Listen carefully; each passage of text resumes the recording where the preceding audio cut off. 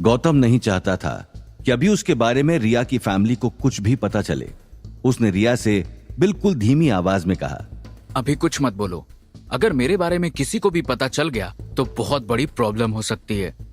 गौतम के मना करने के बाद अब रिया को समझ नहीं आ रहा था कि वो अपने डैड से क्या कहे। वो अपने दिमाग में कोई बहाना सोच रही थी कि तभी महेंद्र के फोन पर एक मैसेज आया और वो अपनी जगह से खड़ा हो गया और बोला, तुम लोग खाना खाओ, मुझे थोड़ा काम है, मुझे अभी निकलना पड़ेगा। महेंद्र की बात सुनकर रिया परेशान हो गई थी। उसने महेंद्र से पूछा, क्या हुआ डैड, सब ठीक तो है ना? रिया का सवाल सुनकर महेंद्र ने गहरी सांस ली और फिर गौतम की तरफ देखा। वो शायद गौतम के सामने ये बात नहीं करना चाहता था, मगर फिर उसने अपने माथे पर शिकन लाते हुए कहा, अरे वो बताया था ना, वो मेरा बिजनेस पार्टनर का बेटा एयरपोर्ट पर किसी लफड़े में पड़ गया था। मुझे लगा था कि वो लोग उसे छोड़ देंगे, मगर बाशान टाइगर और उसके लोगों ने उसे पेड़ से बांध कर रखा हुआ है। मेरा दोस्त मुझसे हेल्प मांग रहा है।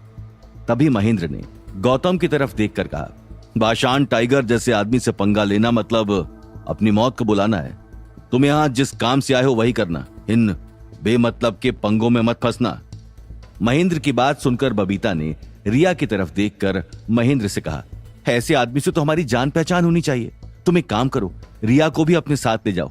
ऐसे आदमी से मिलना जुलना होता रहेगा तो हमेशा हमें फायदा रहेगा। महेंद्र बबीता की बात को समझ गया था। उसने अपनी बेटी को घूरते हुए कहा, अभी नहीं, लेकिन तुम्हें तैयार रहना चाहिए। हो सकता है तुम्हें भी किसी से मिलवाना पड़े। गौतम को महेंद्र की यह बात समझ नहीं आई थी।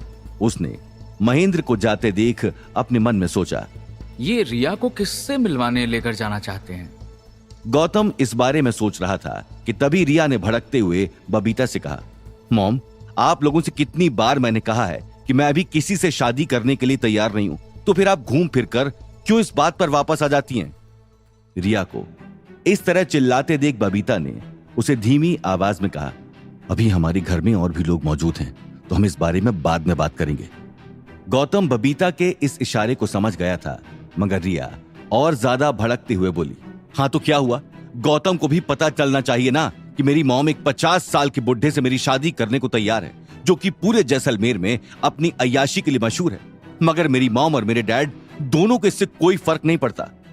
रिया की हालत देखकर गौतम को बहुत बुरा लग रहा था, मगर वो उनके बीच में कुछ नहीं बोल सकता था। मगर तभी बबीता ने कुछ ऐसा किया जिसके बारे में किसी ने नहीं सोचा था। बबीता ने डाइनिंग टेबल पर रखा हुआ गर्म चिकन सूप उसके हाथ पर फेंक दिया, जिससे उसका हाथ जल गया था और वो जोर जोर से रोने लग गई थी।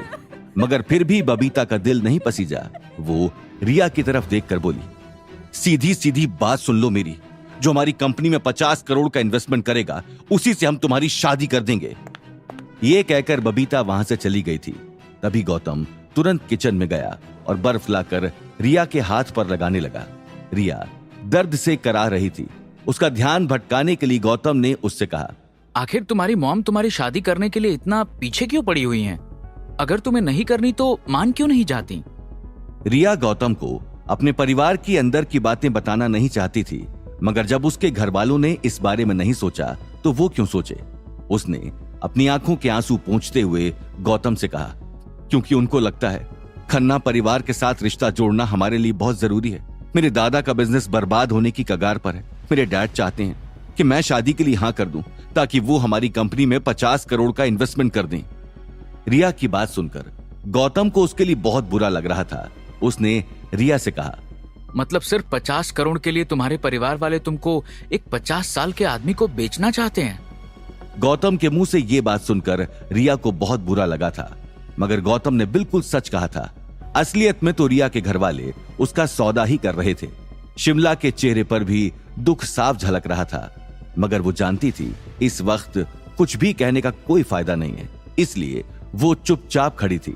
शिमला ने रिया को अपनी बेटी की तरह पाला था। उसे इस तरह परेशान देखकर उसका दिल बैठ गया था। तभी अचानक शिमला को बहुत तेज चक्कर आने लगा। वो जमीन पर गिरने ही वाली थी कि तुरंत गौतम की नजर उन पर पड़ गई। गौतम ने तेजी से उनके पास जाकर उनको थाम लिया और तेज आवाज में कहा, बुआ जी, आप ठीक तो है ना? क्या हुआ आपको? शिमला की हालत देखकर रिया अपना दर्द भी भूल गई थी। गौतम ने शिमला को उठाकर उनके कमरे में लिटा दिया था। रिया वहीं उनके पास कमरे में बैठी रही। गौतम कमरे से बाहर निकलकर जैसे ही हॉल में आया तो बबीता वहीं खड़ी थी। बबीता ने उसको देखकर तीखी आवाज में कहा, अगर तुमको ऐसा लगता है कि तुम मेरी बेटी को अपने जाल में फंसा लोगे तो तुम गलत हो। अपनी औकात से बढ़कर ख्वाब मत देखना।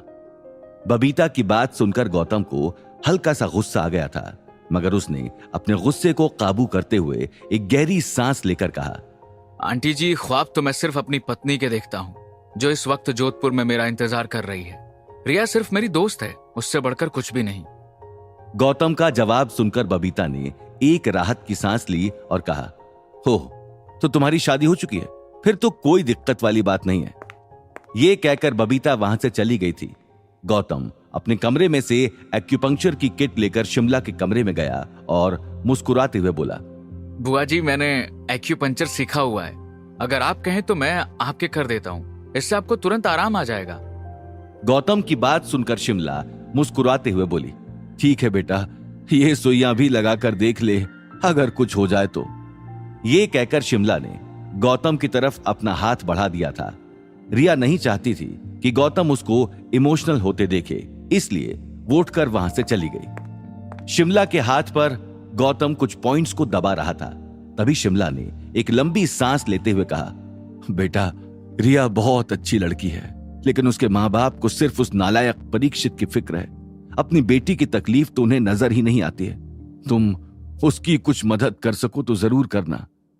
गौतम ने अपना सिर हिलाया और सुइयां लगाते हुए बोला, मगर बुआ जी, अगर इस घर की हालत इतनी खराब है तो आप यहाँ रह क्यों रही हैं? गौतम की बात सुनकर शिमला की आंखों में आंसू आ गए थे।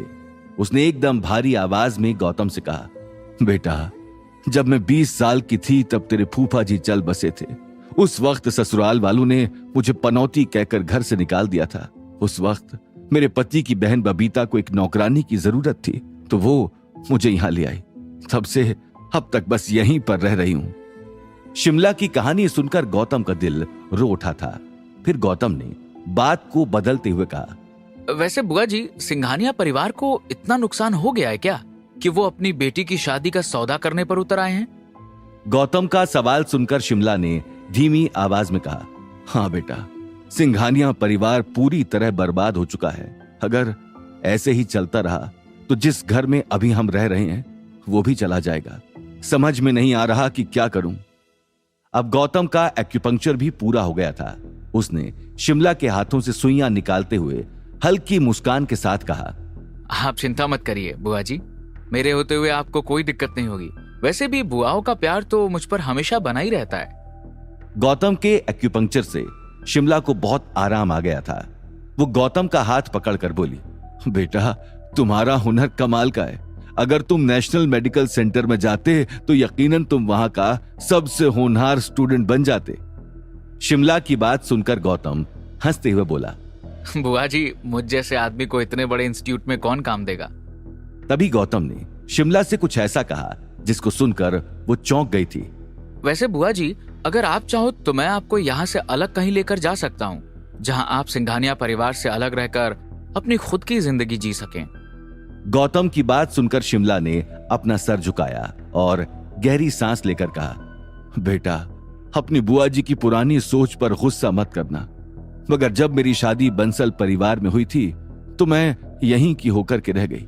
अगर सिंघानिया परिवार नहीं होता तो शायद मुझे सड़क पर ही रहना पड़ता। मेरे मायके की तो तुमको हालत पता ही है। अनिल को छोड़कर कोई भी ऐसा नहीं था जो मुझे अपना सकता था, मगर अनिल के खुद के हालात भी सही नहीं थे, तो मैं जाऊं तो कहां जाऊं। गौतम चुपचाप खड़ा शिमला की बातों को सुन रहा था। उसे समझ में आ गया था कि शिमला अपनी पूरी जिंदगी सिंघानिया परिवार में ही बिताना चाहती है। गौतम को इस तरह सोच में पड़े देखकर शिमला ने उठते हुए कहा, अब तुम जाओ बेटा, अपने कमरे में आराम करो, मैं किचन में जाती हूं, मुझे कुछ काम है। इस हालत में भी शिमला को काम करते देख गौतम ने कहा, ज्यादा काम मत करना बुआ जी। ये कहकर गौतम वहां से चला गया था। गौतम को उन लोगों ने घर के पीछे का सबसे छोटा कमरा दिया था। गौतम अपने कमरे की तरफ जा ही रहा था कि तभी उसकी नजर सिंघानिया परिवार के गार्डन में पड़ी।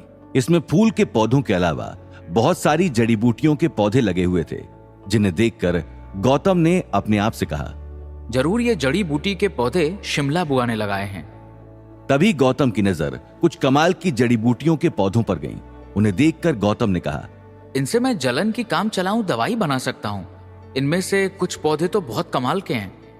गौतम उन जड़ी बूटियों को अपने कमरे में लेकर गया और उनसे एक लेप बनाया और उसे एक कांच की बोतल के अंदर भर लिया। बोतल को देखकर गौतम ने कहा, ये दवाई उतनी असरदार नहीं होगी जितनी डॉक्टर चमन को जो दवाई दी थी वो थी, लेकिन रिया के हाथ के लिए ये सफिशिएंट होगी।